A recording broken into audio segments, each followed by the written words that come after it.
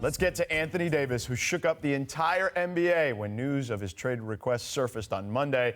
Davis was fined $50,000 by the league yesterday because his agent Rich Paul went on the record with that request.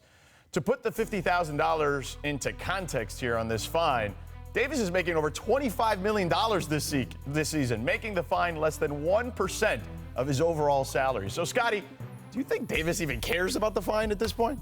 I don't think he cares about it at this moment. I think he's looking at this farther down the road, that if I can get out of here, if I can get to a championship contender, I'm going to make that money in the playoffs. So it's not important for him about losing that money, but really getting the message across that I want to go play for a contender. I want to be respected. I want to be a starter when it comes to the All-Star game, because people are not respecting me for playing here for the Pelicans, because I am one of the top 5 guys in this game. I think in general, if you're incurring such a fine, your life is about to get better. Right. So, for instance, Eric Bledsoe got fined $10,000 for tweeting, "I don't want to be here," when he was in Phoenix, and presto, 1 year later, he is the starting point guard for the East's #1 team. Yeah. If you are getting a fine for a trade request, that is generally a good thing in your life. It is a toll to a better life. And I suspect that he has that much money in his cup holder.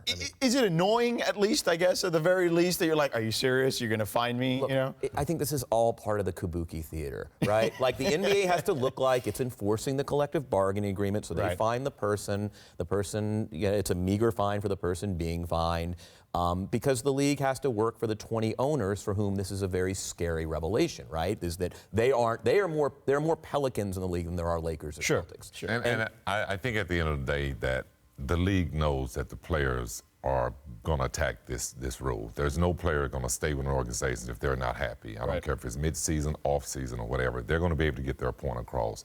And in this instance, Davis don't care about this $50,000. Well, for people questioning that maybe he's kind of checked out of the New Orleans Pelicans, that wasn't the case. If you watch last night, we have the video here. He was actually in the huddle. He was offering advice to the coaches, to the players during that game and that win yesterday in Houston. That's got to be a good sign, at least for the Pelicans right now. It's a great sign. And when you see players say those things like that, they never leave their teammates' side. It's really about them fighting against the organization and about more comfort for them.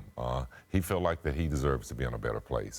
He feels like he deserves to be contending for a title. And when guys say these type of things, most of the time their teammates know that it's coming out. And they have to accept it, because we've seen over the last few weeks, years, that the loyalty between the teams and the players go both ways. And sometimes when the players take that first step, it doesn't look good from a public standpoint because of the fans and all, but it's part of our business now.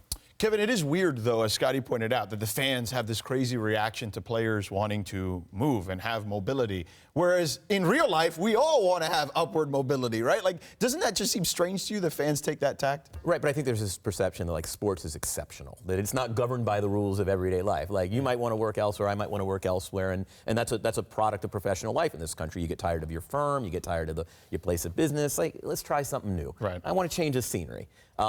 But athletes are not traditionally afforded those courtesies by many average fans, because it's seen as sort of a rejection of the city. Yeah, I bet. It's wild.